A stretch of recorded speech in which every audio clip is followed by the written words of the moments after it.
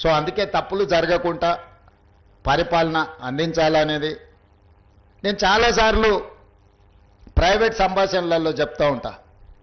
నేను నిజం చెప్పకపోయినా సరే కానీ నేను అబద్ధం చెప్పను అని.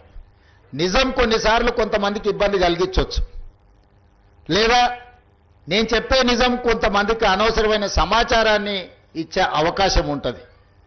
కానీ నేను ఎప్పుడు కూడా నా ఏ ఉపన్యాసమైనా, ఏ విశ్లేషణ అయినా, ఏ సందర్భం వచ్చినా రేవంత్ రెడ్డి ఈ అబద్ధం చెప్పిండని ఇప్పటి వరకు ఎవరు నన్ను విశ్లేషించలేదు.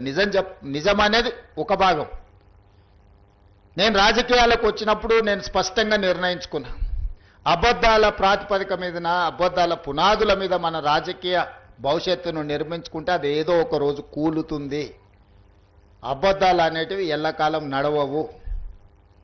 దిగిపోయిన నాయకుడు మాత్రం చెప్పేవన్నీ అబద్ధాలే, నిజాలుగా భ్రమలు కల్పించేంత గొప్పగా అబద్ధాలని చెప్పగలిగిన నాయకుడు.